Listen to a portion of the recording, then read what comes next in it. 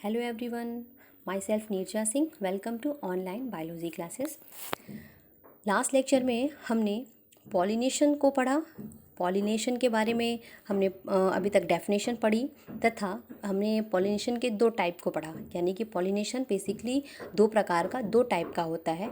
पहला self pollination यानी कि स्वपरागण, दूसरा परपरागण यानी कि क्रॉस पॉलिनेशन। ठीक है, तो हमने लास्ट लेक्चर में ये पढ़ा कि स्वपरागण दो तरह का होता है, जिसे हम पहला स्वयुग्मन यानी ऑटोगैमी और दूसरा जिटोनोगैमी यानी कि सजात पुष्पीय परागण के नाम से जानते हैं। ठीक है, तो अभी तक हम पढ़ चुके हैं कि स्वपरागण जो है वो दो प्रकार का होता है, ऑटोगैमी और जिटोनोगैमी। ठीक है, यानी कि स्वयुग्मन और सजात पुष्पीय परागण। इस लेक्चर में हम परपरागण की परिभाषा यानी डेफिनेशन पढ़ेंगे तथा पौधों में परपरागण को बढ़ावा देने के लिए कौन सी युक्तियाँ या अनुकूलन मिल रही हैं, कॉन्ट्रीवेंसेस कौन कौन से हैं जिसके कारण पौधों में, पुष्पों में परपरागण क्रॉस पॉलिनेशन की प्रक्रिया को बढ़ावा मिले। ठीक है, चलिए लेक्चर शुरू करते हैं। आज का टॉपिक है क्रॉस पॉलिनेशन यानी परपरागण। ठीक है, तो सबसे पहले इसके लिए अलग अलग डिफरेंट टर्म्स यूज़ होते हैं, पहले हम उसे जान लेते हैं। तो परपरागण को हम परनिसेचन के नाम से भी जानते हैं। पर का मतलब होता है दो डिफरेंट प्लांट्स के बीच में, यानी दो अलग अलग पौधों के बीच में होने वाली निषेचन या परागण की प्रक्रिया, क्योंकि इसके बाद परागण की प्रक्रिया होगी, निषेचन की प्रक्रिया होगी। इसे हम क्रॉस पॉलिनेशन इंग्लिश में बोलते हैं, जीनोगैमी या एलोगैमी के नाम से भी जानते हैं। तो ये सभी टर्म्स याद रखें। अब आगे बढ़ते हैं इसकी परिभाषा की ओर। ठीक है, तो हम यहाँ डायग्राम से समझते हैं। यहाँ दो अलग अलग, मान लिया ये प्लांट्स हैं और ये दो प्लांट्स के अलग अलग ये इस तरह से पुष्प हैं, फ्लावर हैं। ठीक है, तो परपरागण में या क्रॉस पॉलिनेशन में दो प्लांट अलग अलग पौधों के बीच ये प्रक्रिया होती है। दोनों पौधे या दोनों प्लांट्स एक ही जाति के होते हैं, यानी उनकी जाति स्पीसीज सेम होनी चाहिए, लेकिन ये दो अलग अलग पौधों पर मिलने वाले फ्लावर होते हैं जिनके बीच में, यानी एक के परागकण पॉलन ग्रेन्स दूसरे पौधे के पुष्प की वर्तिकाग्र यानी स्टिग्मा पर आकर पहुंचते हैं। ठीक है, और जर्मिनेट करते हैं या अंकुरित होकर के पराग नलिका का, पॉलन ट्यूब का निर्माण करते हैं। ठीक है, तो इस प्रक्रिया में एक पुष्प के परागकण उसी जाति के दूसरे पुष्प के वर्तिकाग्र पर पहुंचते हैं यानी स्टिग्मा पर पहुंचते हैं और दोनों अलग अलग पौधे पर स्थित होते हैं। बता दिया कि यहाँ प्लांट अलग अलग हैं, तभी हम इसे परपरागण कह रहे हैं। ठीक है, तो याद रखिएगा। नेक्स्ट शुरू करते हैं कि परपरागण के लिए पौधों में कौन सी युक्तियाँ, कौन से अनुकूलन मिल रहे हैं कि परपरागण को बढ़ावा मिल सके। कॉन्ट्रीवेंसेस ऑफ क्रॉस पॉलिनेशन, इसमें सबसे पहली बात है एकलिंगता, यूनिसेक्सुअलिटी और डाइक्लाइनी। इसका मतलब होता है कि अगर पौधा या कह सकते हैं पुष्प है वो एकलिंगी है, यानी उसमें या तो सिर्फ नर भाग है या तो सिर्फ मादा भाग उपस्थित है, तो ज़्यादातर चांसेस होंगे कि उसमें परपरागण की ही क्रिया हो। ठीक है, अगर सिर्फ मेल फ्लावर है या सिर्फ अलग से फीमेल फ्लावर ही है तो उसमें आपके परपरागण ही संभव है। ठीक है, तो एक लिंगी पुष्पों में नर और मादा जननांग अलग अलग पुष्पों में पाए जाते हैं, एक लिंगी पौधों में। ठीक है, यहाँ पे पौधे लिख सकते हैं। एक लिंगी पौधों में जो आपके नर और जनन, या एक लिंगी पुष्प भी कह सकते हैं कि एक लिंगी पुष्पों में नर और मादा जनन अंग जो है ये अलग अलग पाए जाते हैं। तो या तो फीमेल फ्लावर होगा, मादा पुष्प होगा, या तो नर पुष्प होगा, दोनों एक ही पुष्प में नहीं मिलेंगे। ठीक है, तो इससे क्या होगा, परपरागण को बढ़ावा मिलेगा, यानी एकलिंगता, यूनिसेक्सुअलिटी क्रॉस पॉलिनेशन को, परपरागण को बढ़ावा देती है और इससे इसकी संभावना बढ़ती है। अब एकलिंगता दो प्रकार से हम देख सकते हैं। आपने पहले पढ़ा होगा, आपको पढ़ाया था कि पौधे जो हैं दो प्रकार के होते हैं, एक लिंगाश्रयी यानी डायोशियस प्रकार के और दूसरे होते हैं मोनोशियस प्रकार के। तो सबसे पहले हम डिस्कस करेंगे मोनोशियस प्रकार। मोनो मीन्स होता है एक।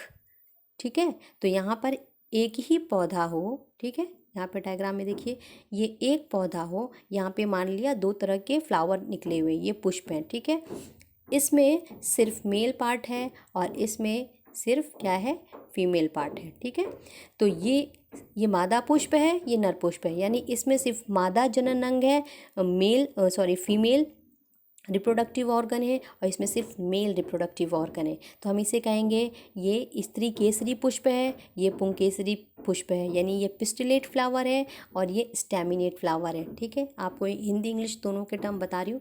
ठीक है, तो यहाँ पे जब एक ही पौधे पर नर और मादा पुष्प अलग अलग दोनों उपस्थित हों, ठीक है, लेकिन अलग अलग होंगे, इसमें सिर्फ नर मादा जनन भाग है और इसमें सिर्फ नर, तो एक ही पुष्प पे जब मादा और नर दोनों पुष्प लगे हों तो ऐसे पुष्प को हम या तो उभयलिंगाश्रयी कहते हैं, ठीक है, या मोनोशियस प्लांट या पौधा कहते हैं। यहाँ पौधे की बात हो रही है कि एक पौधा है जिसमें नर और मादा पुष्प दोनों पाए जा रहे हैं, लेकिन दोनों पुष्प में ये इसमें नर और दोनों भाग एक साथ एक ही पुष्प पे नहीं मिलेंगे। ठीक है, तो यहाँ भी एक लिंगी कंडीशन है, यहाँ पे जो फूल है वो एक लिंगी है, तो इसमें क्या होता है, स्वपरागण तो संभव नहीं है क्योंकि इसमें मादा में नर जनन अंग नहीं है और ये जो मेल फ्लावर है नर पुष्प है इसमें मादा जनन अंग नहीं है, तो इसमें स्वपरागण तो नहीं संभव है, लेकिन इसमें सजात पुष्पी परागण हो सकता है। ठीक है, तो यहाँ पे स्वपरागण तो रुक जाएगा लेकिन सजात पुष्पी परागण नहीं रुक सकता। ठीक है, तो ये एक विधि होगी।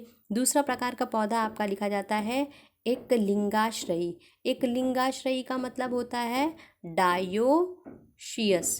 डायोशियस प्लांट का मतलब होता है दो, डायो मीन्स होता है दो, तो यहाँ अलग अलग दोनों प्लांट है, दोनों पौधे अलग हैं। यहाँ पे आपका मेल फ्लावर है, यहाँ पे आपका फीमेल फ्लावर है, यानी नर पुष्प है, ये मादा पुष्प है, या ये नर पौधा ये मादा पौधा। जैसे कि पपीता वगैरह में नर पौधा अलग होता है, मादा पौधा अलग होता है, यहाँ भी एक लिंगी ही कंडीशन है। ठीक है, तो इस तरह से एक लिंगता हमने दो प्रकार से पढ़ ली।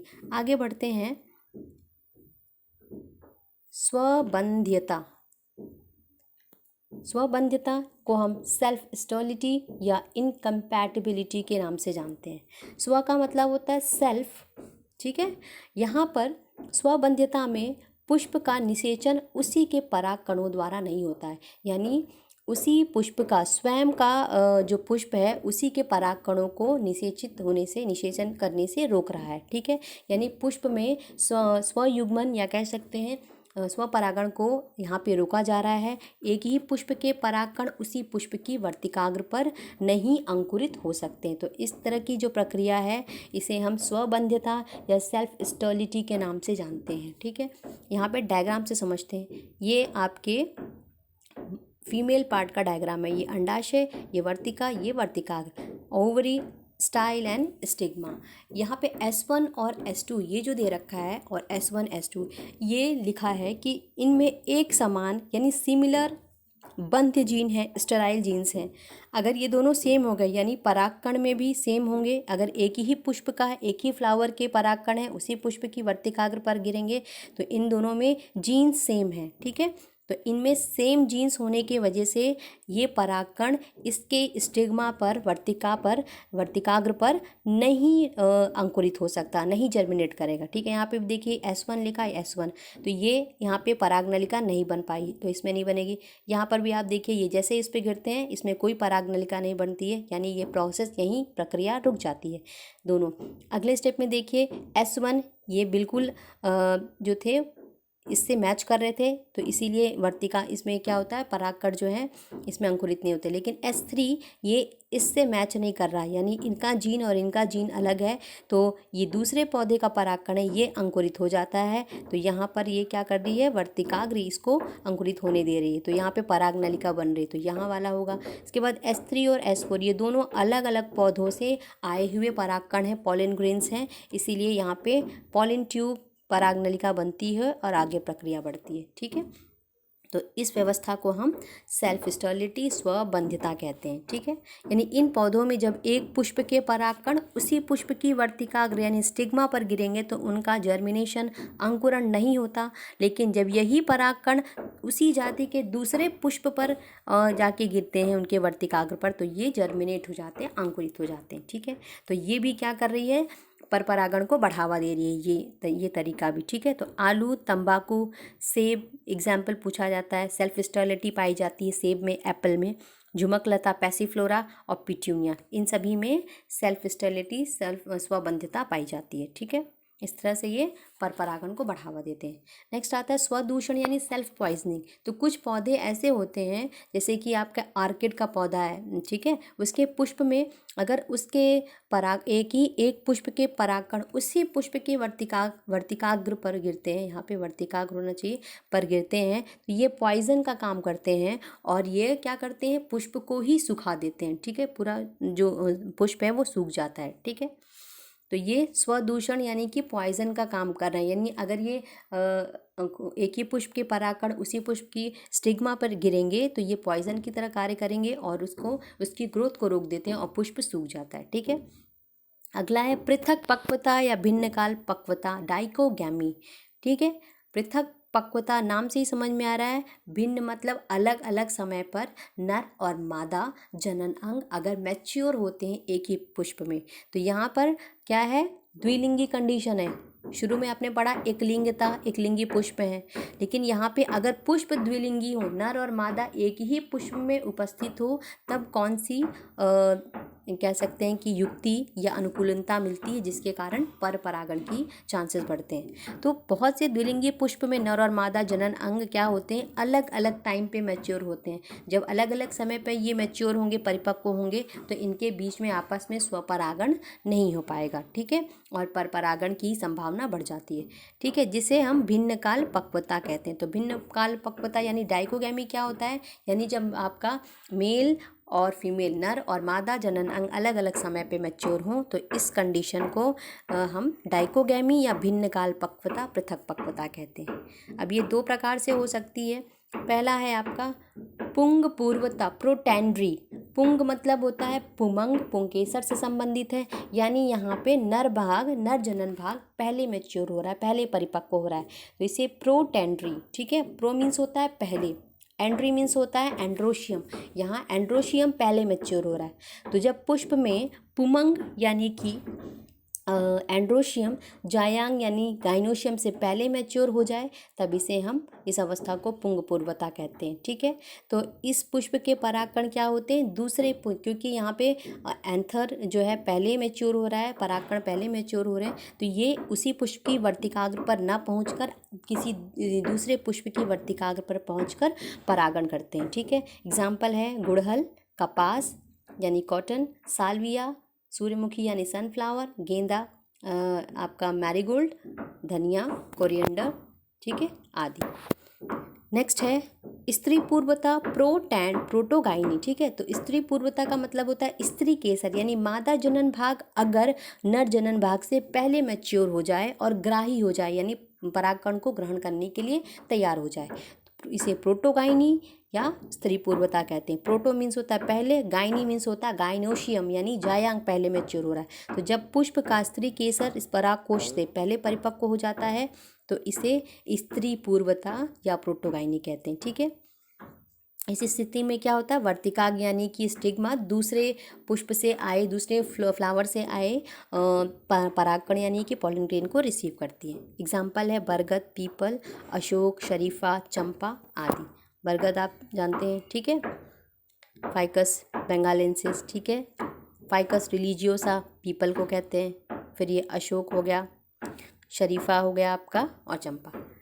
नेक्स्ट स्थिति है हेट्रोस्टाइली कंडीशन। हेट्रोस्टाइली मीन्स होता है विषम वर्तिकात्व, यानी जब विभिन्न पुष्प यानी अलग अलग एक पुष्प पौधे में दो अलग अलग तरह के पुष्प हों और उन पुष्पों में वर्तिका यानी स्टाइल की लंबाई अलग अलग हो, तो इस आधार पे फूल दो तरह के हो जाते हैं, ठीक है। तो स्टाइल यानी वर्तिका की लंबाई के अनुसार पुष्प दो तरह के हो जाते हैं, ठीक है। अब इस तरह की व्यवस्था, पहले एग्जाम्पल देख लीजिए, जैस्मिन, अलसी, ठीक है, लाइनम, प्रिमरोज, ठीक है, प्राइम्यूला जिसे कहते हैं, इसमें पाया जाता है। तो यहाँ एग्जाम्पल हम पढ़ेंगे डिटेल में, प्राइम्यूला वल्गैरिस यानी प्रिमरोज का एग्जाम्पल पढ़ेंगे, ठीक है।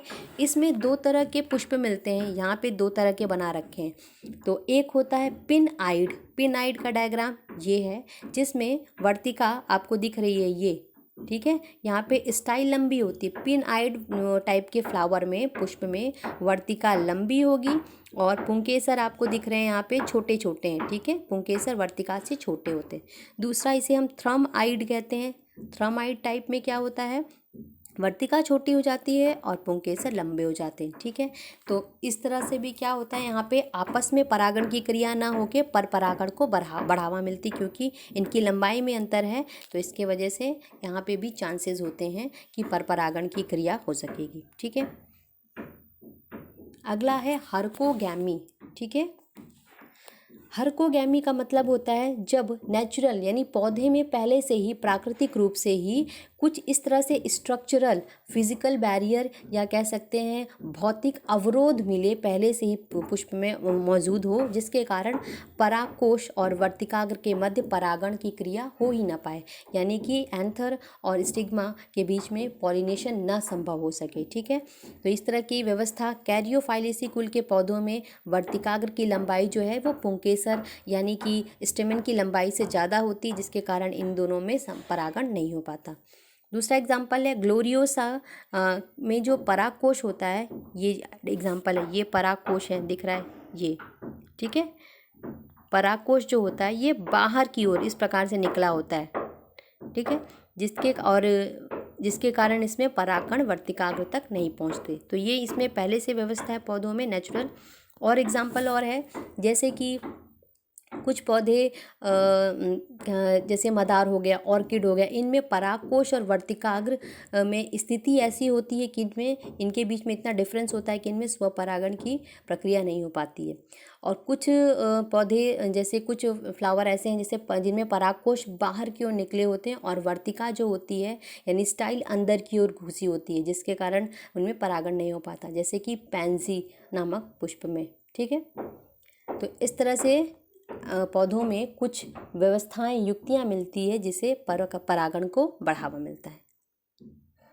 धन्यवाद।